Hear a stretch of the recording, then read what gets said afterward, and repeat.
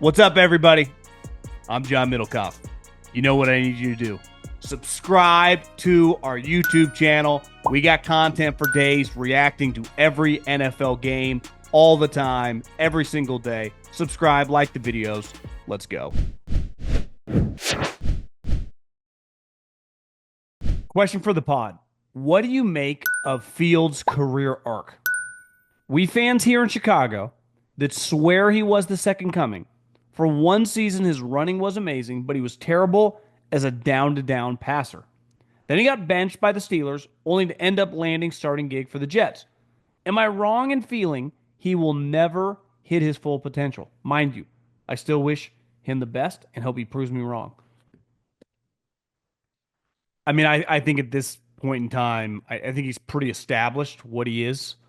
Great athlete. He's got an explosive arm.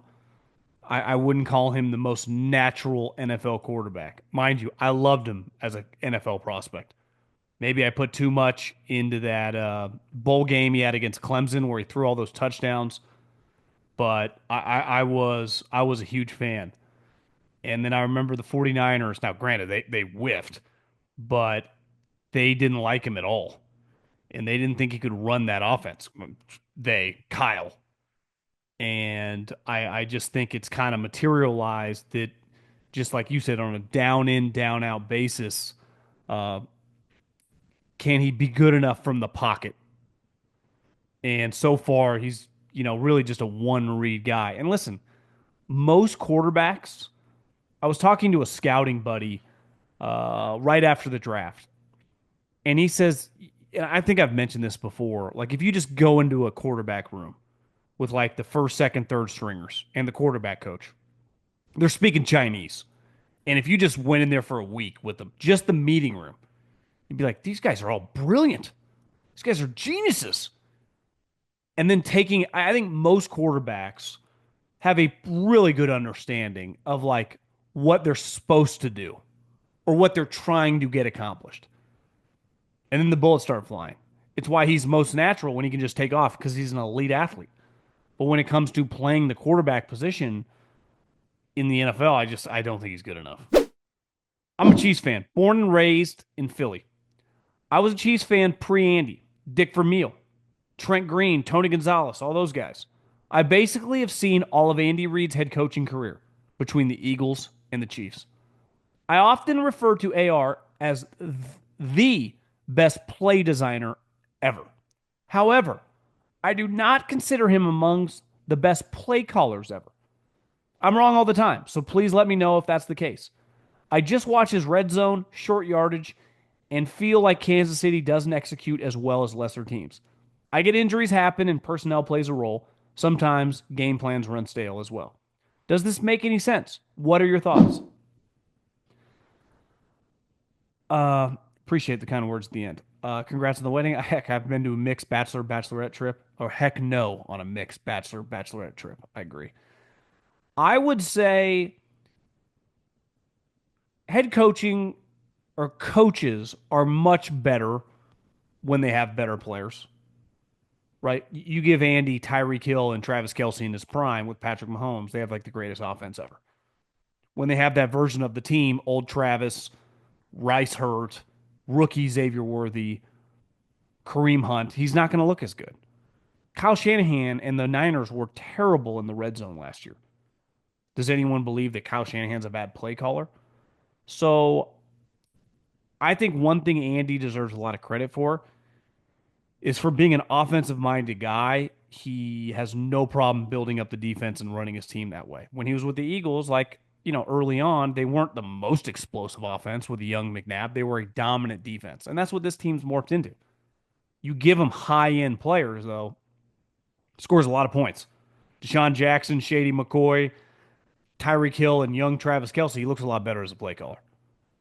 I'd say the same thing about Kyle Shanahan. When Matt Stafford's healthy and Cooper Kupp and Puka Nacua are on the field, he looks like a genius play caller. So best play caller ever. I don't even know how to quantify that. I think his resume, like at the end of the day, Andy's the head coach, right?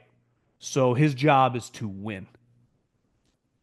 I hear what you're saying. Like, I don't even know who would quote unquote be considered the best play caller ever. I mean, there were stretches where you'd be like, is Josh McDaniels the greatest play caller ever? But you'd feel like crazy to like put Josh McDaniels in the same sentence as Andy Reid, right? So I hear what you're saying. I do think short yardage, like Andy doesn't love running the ball. Like that's not his go-to. So short yardage, I would say, is not um, going to be his go-to move, right? So I hear what you're saying there. And their quarterback can't sneak because they're afraid he gets injured. So short yardage, their play calling with Patrick in short yardage situations, they don't really have a power running back, is going to be limited. But if I gave Andy the Eagles' offensive line and Saquon Barkley, I bet their short yardage offense would look a lot better. Listen today and add my take. As someone who has been to multiple joint bachelorette parties, they are not ideal and drama filled. I mean, they sound like a Bravo show. It just, you can see the train wreck coming from a mile away. I guess, is it saving money because you go with your significant other and you stay in the same hotel room? But what if your significant other wouldn't have been invited to the bachelorette party? I'm just confused by the logistics of it all. Huge Bronco fan. I'm a bit upset they didn't draft a wide receiver or a first round weapon on offense. But is the plan seeming to be have a top three defense and make Bo Nick's life way easier? Clearly, what it seems like it's going to be. I also think where they fell in the draft, taking Barron in the late 20s. I mean, the tight ends were gone. I guess they could have taken the North Carolina running back. Um, they clearly just like Barron a lot. I mean, the way they talked about him, I watched a little of the press conference after the first night. It felt, and maybe Sean has said this since, or maybe he said that during the draft. Felt like Barron was one of their top players on their board. They loved him. I also think in a division against Herbert, Mahomes, and now Geno Smith, like having DBs along with your pass rush is pretty important. I don't think you can ever go wrong investing in defense. It's like you invest in offensive linemen and defensive players. I don't have an issue with you. Just bought my first house. What is something you wish you knew before buying your first house? Second question. What are some things I could need that I may overlook for the house? Uh, well, it depends where you live. I would say your AC unit is really important in a lot of places. I mean, it can make or break your survival. I would say one thing I did when I owned the condo that it didn't even hesitate when I was going to move in here. Now, granted, I didn't move in for like 3 months. We gutted this house, but when I moved into my condo, I knew I was going to rip the rug out and put hardwood floors. I've had friends that did their floors after they moved in, and obviously it depends if you had the money or not. But if you plan on changing the floors, I would try to do that before you move couches and beds in. Makes it a lot easier. I think, anytime that you've been a renter for a while, you get used to, something breaks, you call that landlord.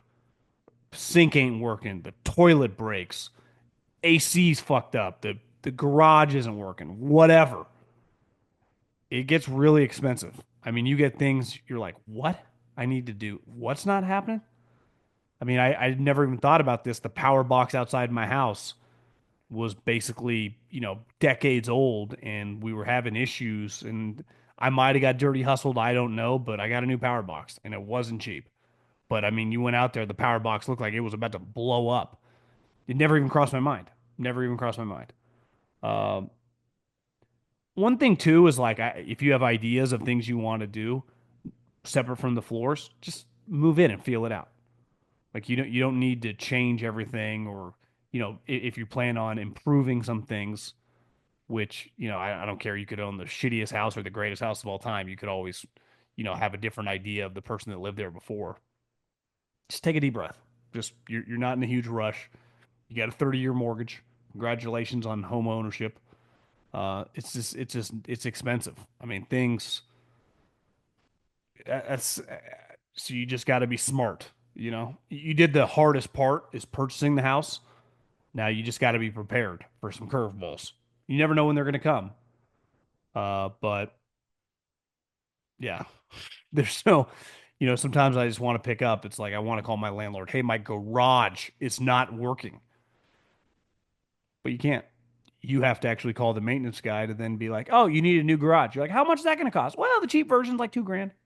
How about the cool version with all the little windows on? He's like, oh, that's going to be like 8 or 10 for garage.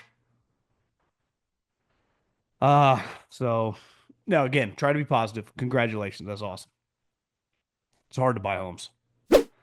Chris Sims recently said nobody in the NFL would take Purdy over Baker Mayfield. In my opinion, they are pretty similar players. Baker is more talented, Brock is more efficient. Both are good, not great athletes. Tough as nails and love and respect in the locker rooms.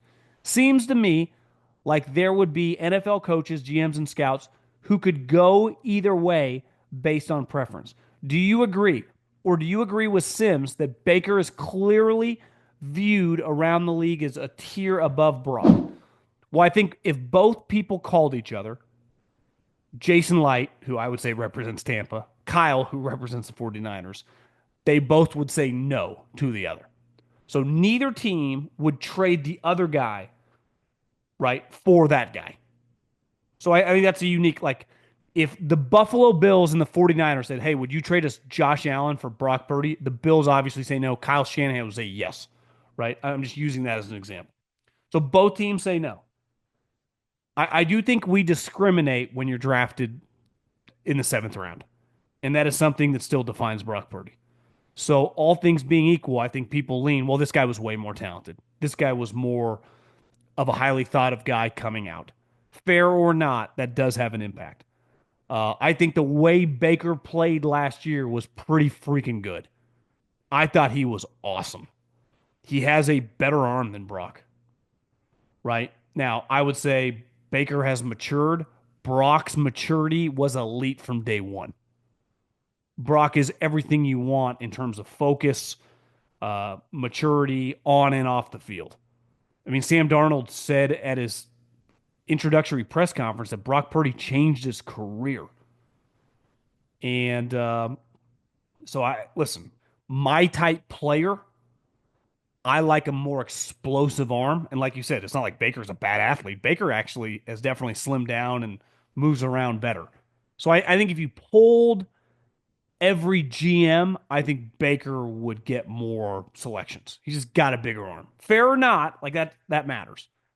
I do think seeing Brock excel in Kyle's system, a lot of those guys that run it would be inclined or feel comfortable with Brock, but it's not like Baker couldn't run it. I think they're like the version that Baker is now, right? Brock was ready day one. Baker kind of his career was kind of all over the map, but like this version now, if you put him with the 49ers, I think he would have been excellent the last couple of years. And I'm pro Brock Purdy.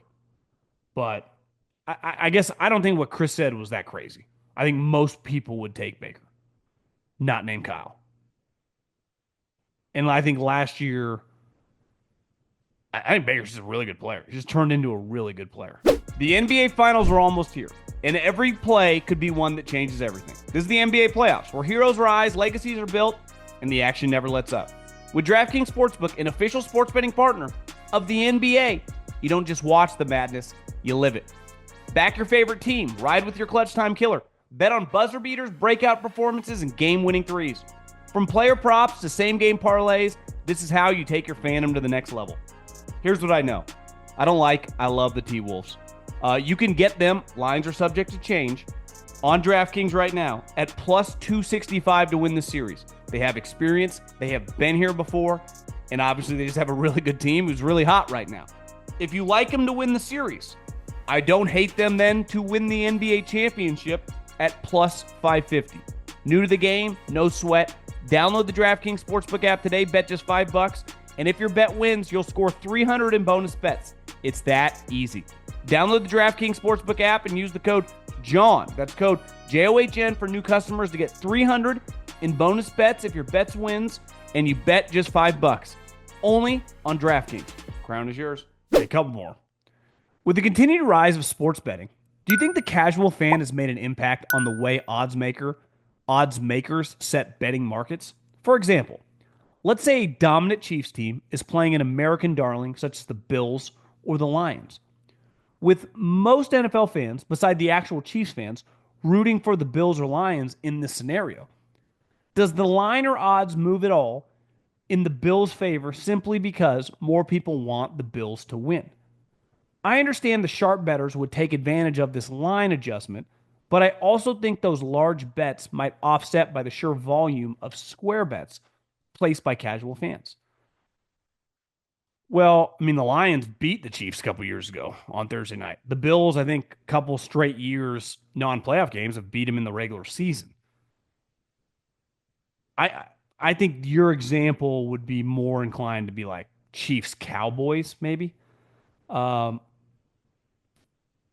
I don't know. I mean, I that's a great question. I've never really thought about it like that. I think anytime that if like the Chiefs are a big underdog, people are just going to bet them. And when I say big underdog, like if you're just like Chiefs +3 against the Bills, that's going to be a sexy bet, right? I just think a lot of people are going to be inclined to do that.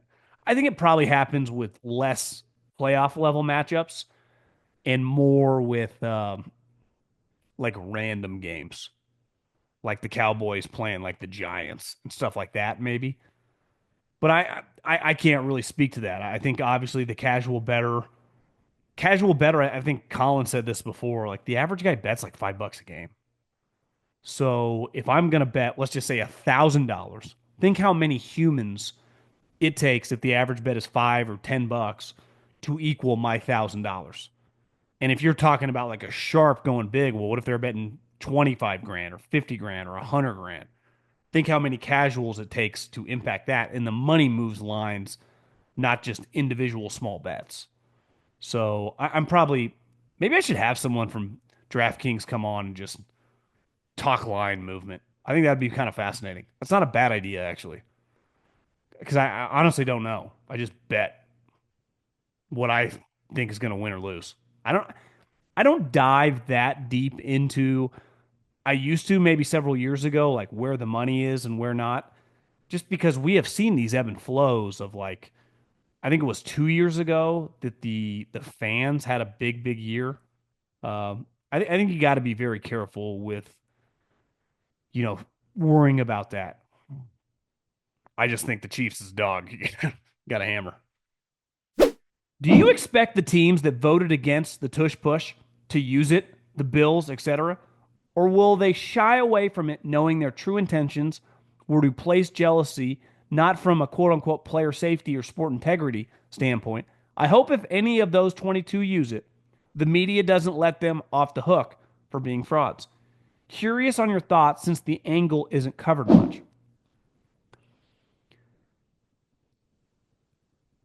I think you're almost judging them as being a hypocrite, right? Like if I say don't swear to my kid and then I swear. I remember my dad used to get mad at me for swearing. It's like you just swore at the kitchen table. I can't do it. And I do think it's a little different. I also think in that example, like I can do whatever I want. I'm the dad. I think Sean McDermott would say, like, we voted against it as an organization trying to help out the league. We'll do whatever we have to do to get the first down.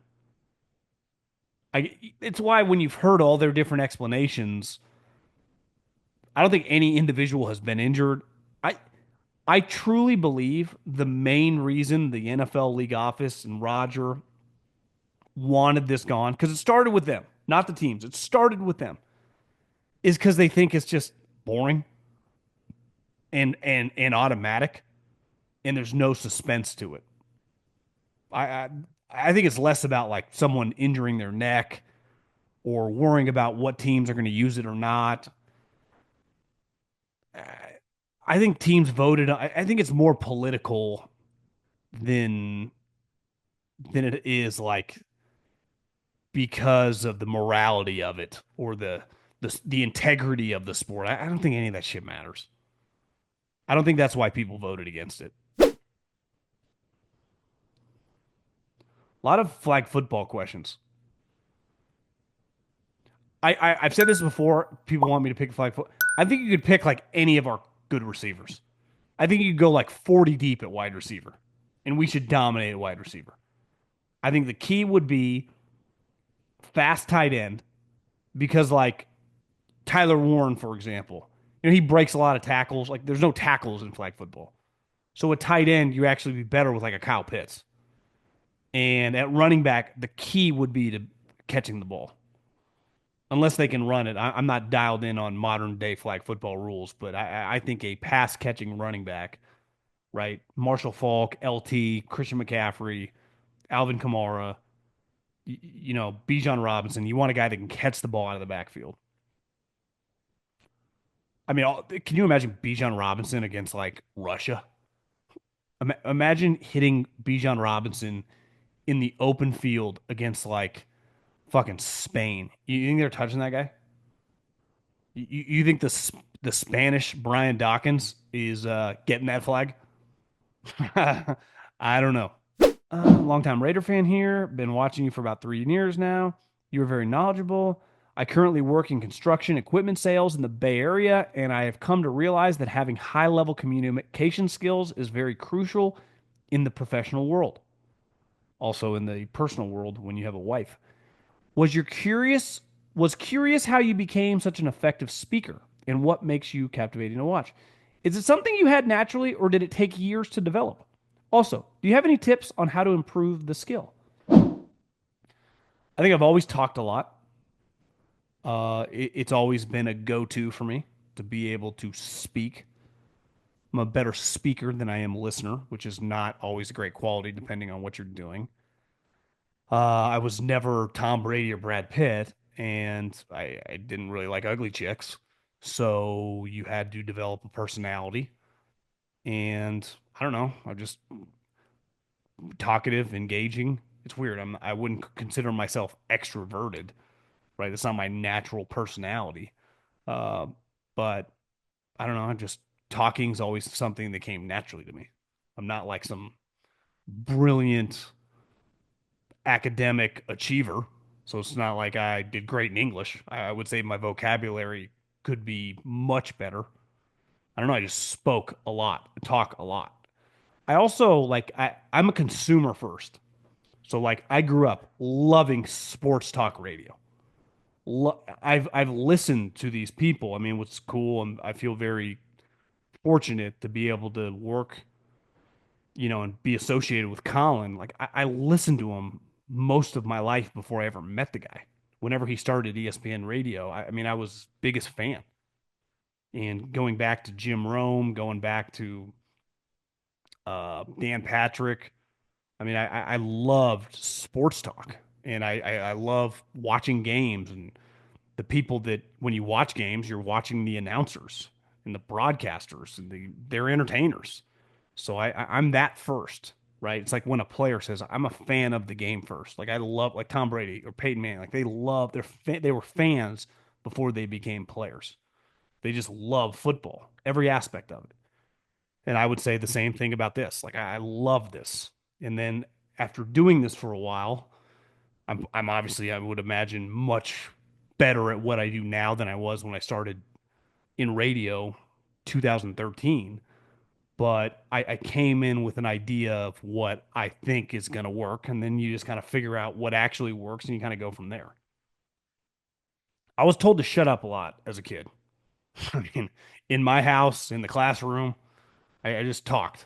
And maybe I've never been to therapy, but I would imagine there's probably something there trying to avoid. So you just talk. Question about the tush push. Banning a play in the NFL would obviously be a big deal. But even as a Cowboy fan who has seen Hurts pick up several free first downs, I couldn't have cared less whether it was banned or not. Feel like it was just something to keep the media and fans interested during the offseason. Your thoughts? Uh, I would never discount that. I mean, I think the NFL likes being in the conversation for sure. I think Roger Goodell does not like to play. I really think it's that simple.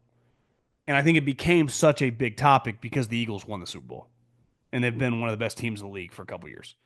I don't think it would be the same if the Jags, I'm not picking on the Jags, the Cardinals, whoever, a team that hasn't been good, the Giants, their play was the tush push. It wouldn't be interesting. I think it's because it's the Eagles plays a huge, huge role. You recently mentioned the NFL, but I'm with you. I don't care about it either. I think this about 16 international games. I think it would be awesome. Being the Midwest, that means 8 a.m. kickoff, no morning lull, just waiting around for the games to start. With streaming services getting more involved, how do you foresee NFL Sunday ticket going? Possibly similar free to now where you get NFL games with multi-view. Or do you think everyone will have to pick which games they want and jump from streaming service to streaming service? I think the NFL is very cognizant of keeping everything when there are a lot of games at once, the morning kickoff and the afternoon kickoff on platforms where you don't have to go back and forth. The individual primetime games, if I put it on Amazon Prime or I put it on Netflix or I put it on ESPN Plus or whatever, it doesn't matter because it's just in one spot. I do think you would have problems if at the afternoon slate and there are four games and three of the games are on network TV and the other games on, or one of them's on Netflix and one of them's on Amazon Prime and two of them are on Fox. It'd be hard for the consumer to consume. So I think that's something you have to take into account, but they will take the most money. That much is pretty clear. Uh, no one else. So my question is, how does contract negotiations affect teams like the Bengals? Does it mess with chemistry when the quarterback insists someone to get a contract extension on offense when their defense was clearly the problem? I understand it could appear to be a cool move by Burrow, but it's a cool move, or is it looked at as selfish that he wants to keep stars around him on his side of the ball, opposed to uplifting the team's weak spot and advocating for Trey being re-signed? Add into how they are treating and resigning the sack leader, their recently drafted rookie. Does that kind of thing deter other free agents from even considering them? Apologies for a lengthy question. Uh, I think he's been outspoken about Trey deserves his money. I also don't think it's crazy when he's like Jamar should get paid. He's like one of the best players in the league, and T. Higgins should get paid. He's one of the best players on the team. I think if he was doing that for guys that were viewed as like average or replaceable, it would be different. But the two guys he was advocating for are, one of them's just an elite player. I mean, Jamar Chase, a Hall of Famer, and T. Higgins. I mean, I'm assuming is well liked in the locker. Everyone likes him, so I don't think it's an issue. I could see though in an individual situation where they could be viewed like that, but it would be more like I need more help. It'd be go sign me wide receivers if they were already good. Remember Russell Wilson used to like take these weird shots at the offensive line, and it kind of got weird. They were just weird situations in Seattle about the offensive line. Um, so yeah, another question about the tush push.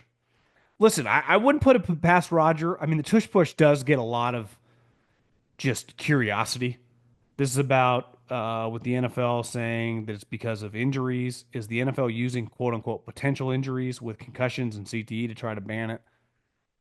Like I said, I truly believe just Roger just hates the play. Just doesn't like the play. Here's okay. We'll end on this. My question is this: why do most people in the NFL consider Lamar and Josh over Burrow? Even when you and Colin talk about it, it's always Patrick, Lamar, and Josh, and either Joe or Justin. I've heard Colin say things like, well, I don't trust the Bengals. They're cheap. But that proves my point right there. Josh and Lamar both play for well managed teams. Joe plays for a dysfunctional one, yet is the only one in the three or four, if you include Herbert, that has made it to a Super Bowl.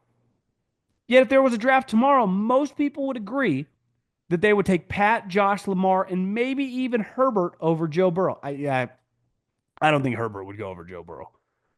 It's crazy to me that Joe has had two seasons that ended early due to season-ending injuries, been in the league a less amount of time, plays for a worse team, has a head coach that everyone would consider the worst out of McDermott and Harbaugh, has made it further in the playoffs, including taking down the modern dynasty, yet Lamar and Josh are always considered higher and talked about more than Joe. I do think it's a little recency biased. I mean, their team, and it wasn't his fault. I mean, he had an incredible year. Uh, I think if he was winning more, right? If he was just on it on the Ravens, I think it'd probably be flipped. And that's not fair, but that's just the way the thing works. He's a great player. And if you ask people in the NFL, they fucking think he's like Joe Montana. He's awesome. I think sometimes, and I'm guilty of this, I mean, Josh and Lamar are just deeper in the playoffs lately than him. Again, not his fault. He beat the Chiefs. He went toe to toe with them a couple years ago. But 2 years ago, it's a little out of back to back years, no playoffs, right? 2 years ago, he hurt his wrist or his elbow. What was the injury? Remember, he just couldn't grip the ball, couldn't throw. And then last year, they just missed the playoffs. So when you're just missing the playoffs and these other guys are just playing in the biggest games of the year, it just, I mean, think about the Bills. Back to back years of playing the Chiefs. I mean, those are the most watched games beside the Super Bowl. Bills, Chiefs, Bills, Ravens, Chiefs, Ravens. The Bengals haven't been a part of that. And that plays a big role in just our subconscious of the way we talk about it. Because I do that too. Patrick, Josh, Lamar. Patrick, Lamar, Josh. I don't think anyone's doing Herbert over Burrow, though. Have a great day. Talk to you soon.